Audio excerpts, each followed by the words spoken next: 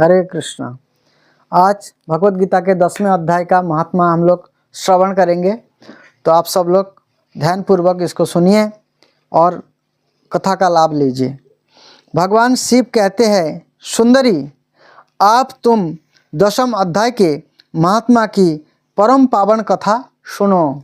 भगवान शिव जी कह रहे हैं, जो स्वर्ग रूपी दुर्ग में जाने के लिए सुंदर सोपान और प्रभाव की चरम सीमा है। काशीपुरी में धीर बुद्धि नाम से विख्यात एक ब्राह्मण था, जो मुझसे प्रिय नंदी के समान भक्ति रखता था। अर्थात भगवान शिव से बहुत प्रेम करते थे। भगवान शिव जी के परम भक्त था, जो नंदी के समान भक्त था। वह पावन कीर्ति के अर्जन में तत्पर रहने वाला, शांतचित्त और हिंसा, कठोरता एवं दुस्साहस से दूर रहने वाला था।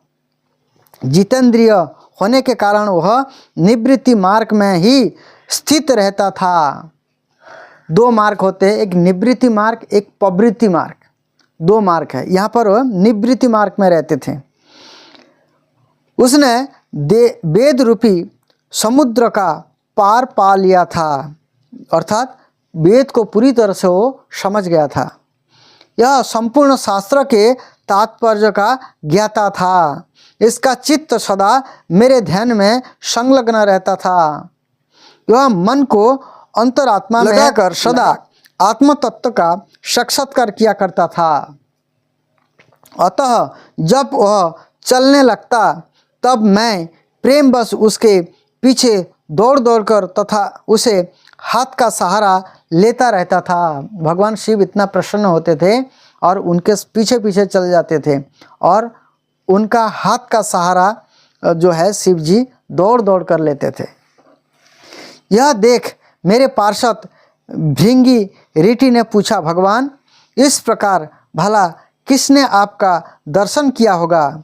इस महात्मा ने कौन सा तप, होम अथवा जप किया है कि स्वयं आप ही पद पद पर इसे हाथ का सहारा देते चलते हैं? भृंगी ऋषि का यह प्रश्न सुनकर मैंने इस प्रकार उत्तर देना आरंभ किया। एक समय की बात है, भगवान शिव अपना कथा सुना रहे।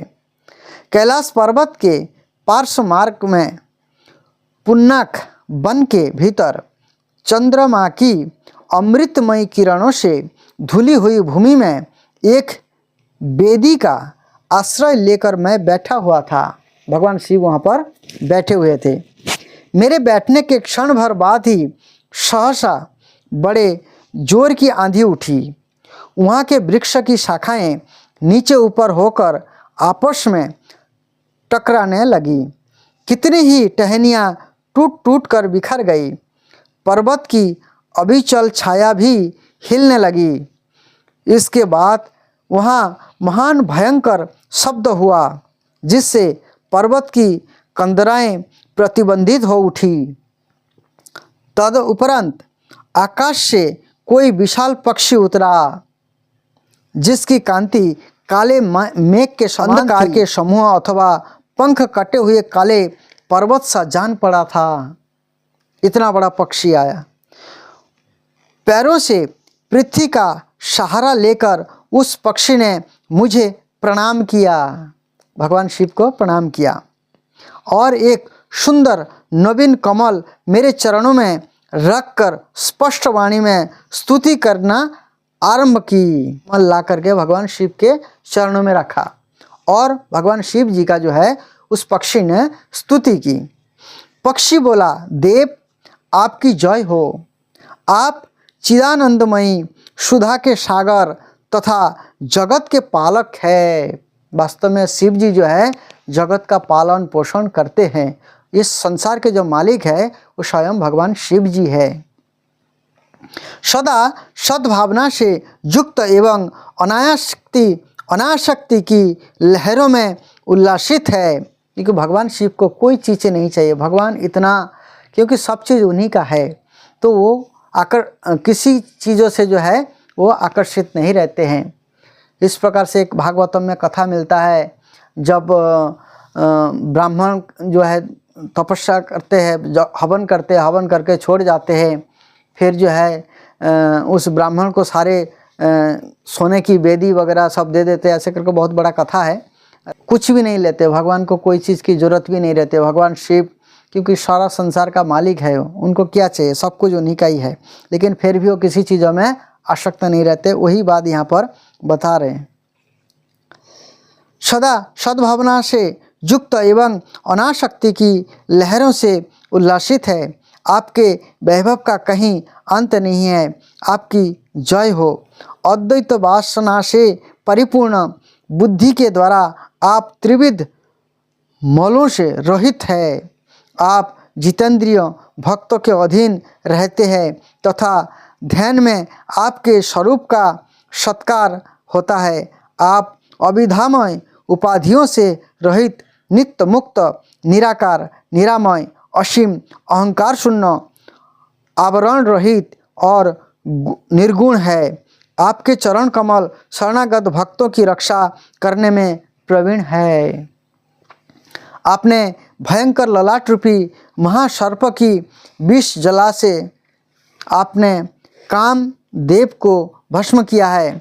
भगवान शिव के कुछ लीला यहाँ पर आ रहे हैं जो उन्होंने स्तुति किया है। जैसे समुद्र मंथन हुआ था, जब समुद्र मंथन में विष आया था तो भगवान शिव जो है तीनों लोगों का रक्षा अपने विष को पी करके किए थे। इसलिए कहते हैं आप विष के ज्वाला को पी करके सारा संसार को आपने किया था, मुक्त किया था, उद्धार किया था, सबका रक्षा किया था। और कामदेव को भस्म किया था आपने।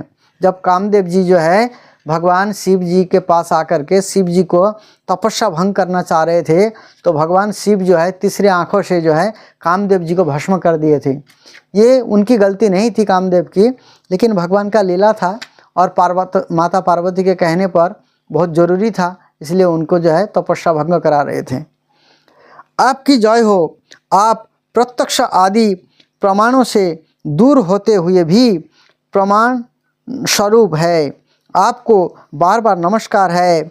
चैतन्य के स्वामी तथा त्रिभुवन रूपी धारी आपको प्रणाम है। मैं श्रेष्ठ जोगियों द्वारा चुंबित अपने उन चरण कमलों की वंदना करता हूँ जो अपार भव पाप के समुद्र से पार उतारने में अद्भुत शक्तिशाली है। भगवान शिव के जो ही चरण कमल की इस प्रकार से स्तुति कर रहे हैं, हम सबको भी करना चाहिए, क्योंकि भगवान शिव जो है वैष्णव है, परम वैष्णव शिरोमणि है। उनके कृपा लेनी चाहिए, उनको आदर देना चाहिए, उनको सम्मान करना चाहिए। भगवान शिव के कृपा के बिना जो है भगवान श्री कृष्ण की कृपा नहीं मिलती है।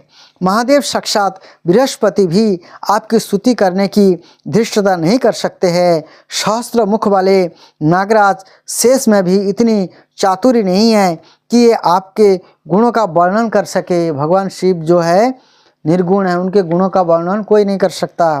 फिर मेरे जैसे छोटी बुद्धि वाली पक्षी की तो विषाद ही क्या है। उस पक्षी के द्वारा किए हुए इस स्तोत्रों को सुनकर मैंने उससे पूछा, विहंगम, विहंगम मतलब पक्षी को बोला जाता है, तुम कौन हो और कहाँ से आए हो? तुम्हारी आकृति तो हंस जैसी है मगर रंग कौवा का मिला है। तुम किस प्रयोजन को लेकर यहाँ आए हो, उसे बताओ। पक्षी बोला, देवेश, मुझे ब्रह्मा जी का हंस जानिए। धुर्जटे, जिस कर्म से मेरे शरीर में इस समय की कालिमा आ गई है, इसे सुनिए। प्रभु, यद्यपि आप सर्वज्ञ है अतः आपसे कोई भी बात छिपी नहीं है, तथापि यदि आप पूछते हैं तो बतलाता हूँ। सौराष्ट्र सूरत नगर के पास एक सुंदर सरोवर है जिसमें कमल लहलहाते रहता है। उसी में से बाल चंद्रमा के टुकड़े जैसे श्वेत मृणालों के ग्रास लेकर मैं बड़ी तीव्र गति से आकाश में उड़ रहा था। यह जो हंस है, उनका पक्षी है, वो पक्षी बता रहे भगवान शिव को। उड़ते उड़ते सहसा वहाँ से पृथ्वी पर गिर पड़ा। जब होश में आया और आपने गिरने का कोई कारण ना देख सका तो मन ही मन सोचने लगा, ओह, यह मुझ पर क्या आ पड़ा, आज मेरा पतन कैसे हो गया है। वो पक्षी अपने आप सोच रहे, पके हुए कपूर के समान मेरे श्वेत शरीर में यह कालिमा कैसे आ गई, क्योंकि उनका सादा था शरीर लेकिन अभी काला हो गया। इस प्रकार विस्मित होकर मैं अभी विचार ही कर रहा था कि उस पर पोखरे के कमलों से मुझे ऐसी वाणी सुनाई दी, हंस उठो, मैं तुम्हारे गिरने और काले होने का कारण बताता हूँ। तब मैं उठकर सरोवर के बीच में गया और यहाँ 5 कमलों से युक्त एक सुंदर कमलिनी को देखा। उसको प्रणाम करके मैंने प्रदक्षिणा की और अपने पतन का सारा कारण पूछा। कमलिनी बोली, कलहंस, तुम आकाश मार्ग से मुझे लांग कर गए हो, उसी पातक के परिणामवश तुम्हें पृथ्वी पर गिरने पड़ा है तथा उसी के कारण तुम्हारे शरीर में कालिमा दिखाई देती है। तुम्हें गिरा देख मेरे हृदय में दया भर आई और जब मैं इस मध्यम कमल के द्वारा बोलने लगी हूँ, उस समय मेरे मुख से निकली हुई सुगंध को सूंघकर 7000 भंवरे स्वर्गलोक को प्राप्त हो गए हैं। पक्षीराज, जिस कारण मुझ में इतना वैभव, ऐसा प्रभाव आया है, उसे बतलाती हूँ, सुनो। इस जन्म से पहले तीसरे जन्म में मैं इस पृथ्वी पर एक ब्राह्मण की कन्या के रूप में उत्पन्न हुई। जो कमलिनी है, जो सरोवर में कमल थी, वो कमल कौन थे पिछले जीवन में, वो बता रहे हैं। बोले तुम मेरे को लांग करके जा रहे थे, उसी कारण जो है तुम पृथ्वी पर गिर पड़े हो, तुम मुझे लांग नहीं सकते थे और तुम्हारा शरीर जो है काला हो गया। और मैंने जो बोला, मैं जो बोली हूँ, कमल खुद बोल रही है, मेरे सुगंध से जो है 7000 जो भ्रमर है, भ्रमर, उसको स्वर्गलोक प्राप्त हो गया मेरे बोलने से, इतना सुगंध से। उस समय मेरा नाम सरोज बदना थी, सरोज बदना था। मैं गुरुजनों की सेवा करती हुई सदा एकमात्र पतिव्रत के पालन में तत्पर रहती थी। एक दिन की बात है, मैं एक मेनका को पढ़ा रही थी।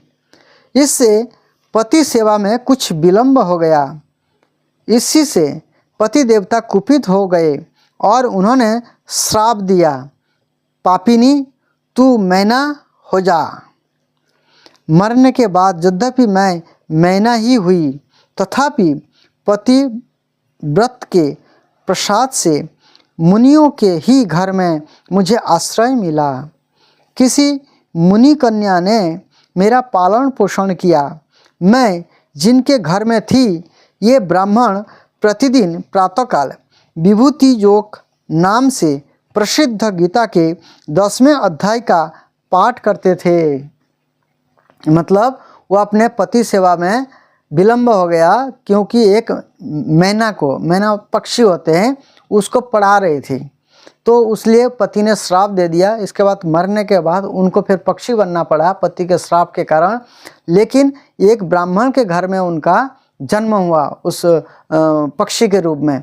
फिर जो है उसी पक्षी जो है, उस ब्राह्मण जो है 10वां अध्याय का डेली पाठ करते थे, वही पाठ वो सुनते थे मैना के रूप में अध्याय का पाठ करते थे। और मैं उस पापहारी अध्याय को सुना करती थी। विहंगम अर्थात पक्षी जो है, काल आने पर मैं मैना का शरीर छोड़कर 10वें अध्याय के महात्मा से स्वर्गलोक में अप्सरा हुई। 10वें अध्याय का पाठ सुनते सुनते वो पक्षी के शरीर से सीधा जो है वो स्वर्गलोक में जो है वो